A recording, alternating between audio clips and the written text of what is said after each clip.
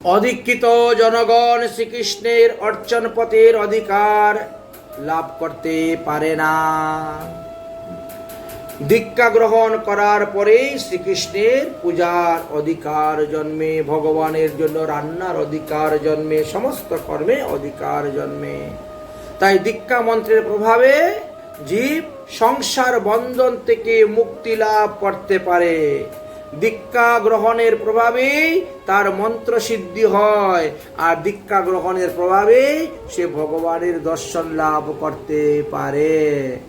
উদাহরণস্বরূপ আমরা বলতে পারি, ধ্রুব অধিকৃত অবস্থায় বনেতে হরিভজন করার জন্য গিয়েছিলেন।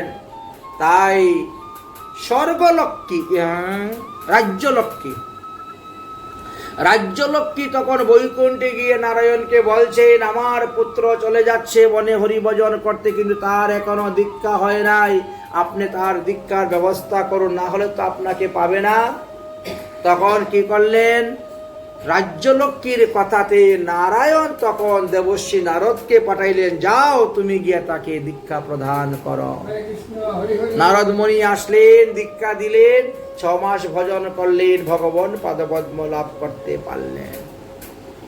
দেখো, যুগে যুগে ভগবান অবতীর্ণ হয়ে আসছেন এবং প্রতি যুগে যুগে তিনি গুরুকরণ করে গিয়েছেন। সত্য যুগে শৌনক ঋষি, ত্রেতা যুগে বিশ্বামিত্র, দাপরেতে গর্গাচার্য, কলিতে ভারতী গোসাই। একটা গান আছে না, সত্য যুগে শৌনক ঋষি যে, ত্রেতা যুগে বিশ্বামিত্র রামের গুরু সে, দাপরেতে গর্গাচার্য শ্রীকৃষ্ণ নাম রেখে যান। নিজে ছোট হইয়া বাড়ায় ভক্তেরই সম্মান। ভগবান ভক্তের কাছ থেকে দীক্ষা গ্রহণ করেন। ভগবান কখনো কাউকে দীক্ষা দেন না, তিনি বলেন যাও ভক্তের কাছ থেকে দীক্ষা নেও। তিনি নিজেও ভক্তের কাছ থেকে দীক্ষা নেন। ভগবান নিজে ছোট হইয়া বাড়ান ভক্তেরই সম্মান। গুরু বিনা নাই সে গতি, জীবকে শিখান তার প্রমাণ, নিজে ছোট হইয়া বাড়ান ভক্তেরই সম্মান। কলিযুগে দেখেন কেশব ভারতী, শ্রীকৃষ্ণ চৈতন্য নাম দিলেন মহামতি। যুগে যুগে গুরুপতি, ভক্তি প্রভুর এক সমান, নিজেই ছোট হইয়া বাড়ান ভক্তেরই সম্মান। ছোটবেলা শুনতাম এই সমস্ত গান ঠাকুমাদের মুখে, দিদিমাদের মুখে, দাদুদের মুখে। সত্যি শ্রী শ্রী কলিযুগ পাবন অবতার গৌরাঙ্গ মহাপ্রভু, যিনি সাক্ষাৎ ব্রজেন্দ্রনন্দন শ্রীকৃষ্ণ, তিনিও দেখো জীব শিক্ষার জন্য তিনি শিষ্য অভিমানে মাধবেন্দ্রপুরীর শিষ্য ঈশ্বরপুরীকে তিনি গুরুরূপে গ্রহণ করলেন। তার নিকট হইতে 10 অক্ষর কৃষ্ণ মন্ত্রে দীক্ষা গ্রহণ করলেন গয়াত সাধ্য করতে গিয়ে। আর তারপরে সন্ন্যাস লীলাতেও গিয়ে তিনি গুরুকরণ করলেন কেশব ভারতীকে। এতে ভগবান দেখাচ্ছেন, ওরে জীব তোমরাও দীক্ষা গ্রহণ করো। ভগবান কেন দীক্ষা গ্রহণ করেছেন? বলে আমি না করলে যে কেউ করবে না। আপনি আচরি ধর্ম জীবের শিখান, আপনি না আচরিলে শিখানো না যায়। তাই নিজে আচরণ করে তিনি শিখিয়ে দিলেন। তাই দীক্ষা মন্ত্রের মধ্যে 18 অক্ষর শ্রীকৃষ্ণের বীজ মন্ত্র, আর 24.5 অক্ষর গায়ত্রী মন্ত্র হলো সমস্ত মন্ত্রের মধ্যে রাজা। অত কৃষ্ণ মূলেন বৃক্ষং দৃষ্টাং দৃষ্ট ফল প্রধান, ইয়ান বৈ বিজ্ঞায় মনোজ লভন্তি মুক্তি মঞ্চসা। জীবের ইহলোক এবং পরলোকের শুভ অশুভ যা কিছু আছে সবকিছু মূল হলো দীক্ষা। দীক্ষা গ্রহণ করলে পরে অশুভ ফল সব নষ্ট হয়ে যায়, অশুভ শক্তি বিনাশ হয়ে যায়, অমঙ্গল দূর হয়ে যায়, দুষ্ট গ্রহের কুদৃষ্টি দূর হয়ে যায়। জীবের ইহলোক এবং পরলোকের শুভ ফল দায়ক মূল মন্ত্রই হলো শ্রীকৃষ্ণের 18 অক্ষর মন্ত্র বীজ মন্ত্র, আর 24.5 অক্ষর গায়ত্রী মন্ত্র। এই যাহারা এই মন্ত্র বিষয়ে অবগত আছেন তারা জানেন এই মন্ত্রের মূল রহস্য। মুনিগণ এই মন্ত্রের নানাভাবে ব্যাখ্যা করে গিয়েছেন, আর তারা বলে গেলেন এই মন্ত্র যার কানে প্রবেশ হয়েছেন তিনি পবিত্রতা লাভ করবেন এবং পরিত্রাণ লাভ করতে পারবেন। সুতরাং সকল নরগণ নারীগণ, ব্রাহ্মণ ক্ষত্রিয় বৈশ্য শূদ্র আদি সকলকেই কৃষ্ণ মন্ত্রের দীক্ষা গ্রহণ করাই প্রয়োজন। কৃষ্ণ ভজনে নাহি জাতি কুলাদির বিচার, কোনো জাতপাত নেই, কুল নেই, সবাই কৃষ্ণ ভজন করতে পারেন। গৃহীতা বানস্তা চৈব যতয়ো ব্রহ্মচারিণো স্ত্রিয় শূদ্রায়শ্চৈব সর্বে যথা অধিকারিণী।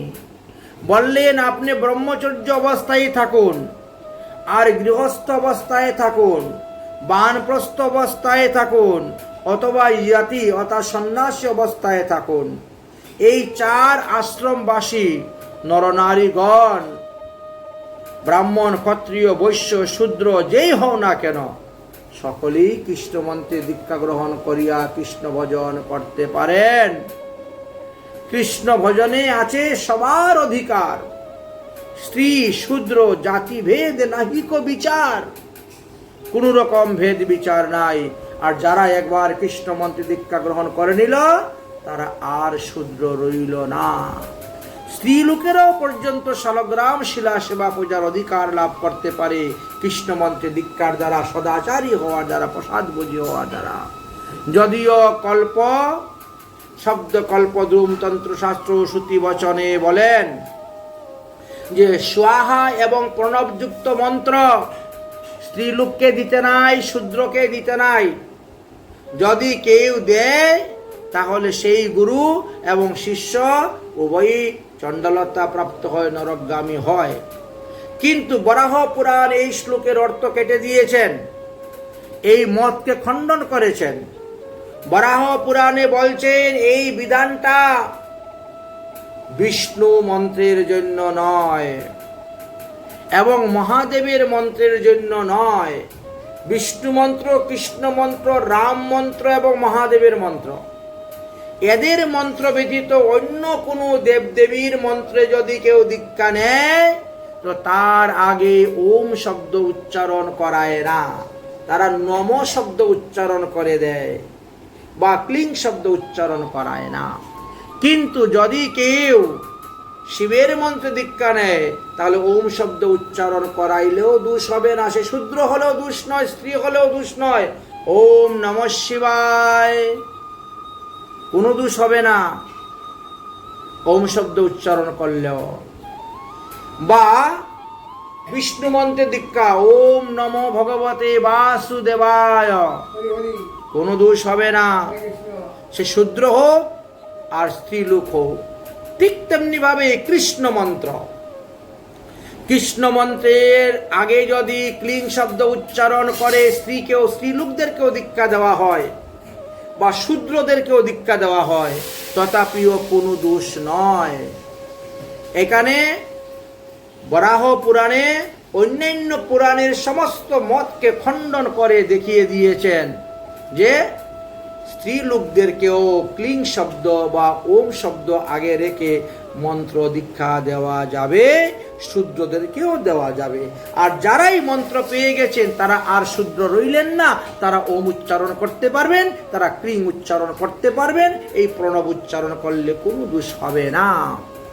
বরাহ পুরাণে পরিষ্কারভাবে বললেন গোপালস্য মনুর্দেহে মহাদেবস্য তু পাদয়ে স্বাহা প্রণব যুক্তব্য মন্ত্র দিয়তে সর্বদা। সব সময় দেওয়া যায়। স্ত্রী এবং শূদ্রদেরকে ওম এবং ক্লিং শব্দ যুক্তই মন্ত্র প্রদান করা যায়, এতে দোষ হবে না। অতএব কিছু কিছু লোক যারা জানে না তারা ওই শাস্ত্রের সিদ্ধান্ত নিয়ে বলেন। কোন শাস্ত্রের সিদ্ধান্ত নিয়ে বলেন? শব্দ কল্পদ্রুম, শব্দ কল্পদ্রুম তন্ত্রশাস্ত্রের সিদ্ধান্ত নিয়ে তারা বলেন যে মহিলারা ওম উচ্চারণ করতে পারবে না, শূদ্ররা ওম উচ্চারণ করতে পারবে না।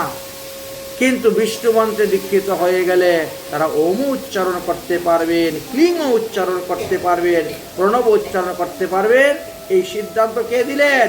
বরাহ পুরাণ।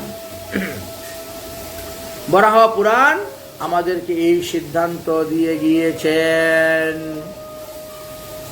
তারপরে আমাদেরকে আরো সিদ্ধান্ত দিলেন অগস্ত্য সংহিতা। অগস্ত্য সংহিতা থেকে বললেন শুচিব্রত তমস্বা শূদ্রা ধার্মিকাম দ্বিজ সেবকা স্ত্রিয়ং পতিব্রতা শৈব প্রথিত লুমস্য লুমজ্জা লোকাচ চণ্ডালং পর্যন্ত সর্বে অপি অধিকৃতানাম। পবিত্র একাদশী আদি ব্রতধারী যারা,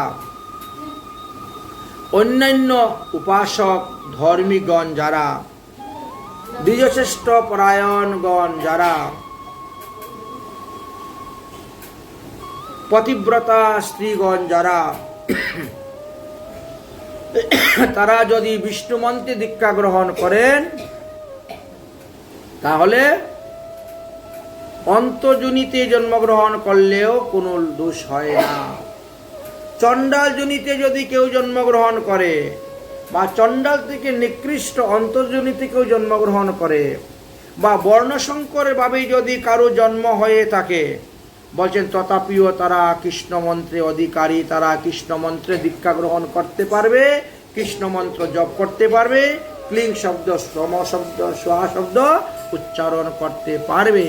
দীক্ষা গ্রহণের পরেই করা যায়, দীক্ষা গ্রহণের আগে করা যায় না। সহসা দীক্ষার জন্য অনুরোধ করতে হয় শ্রী গুরুদেবকে, অন্যথায় নহে। বললেন শ্রী গুরুদেবকে অনুরোধ করলে পরেই শ্রী গুরুদেব তাকে দীক্ষা প্রদান করিয়া থাকেন।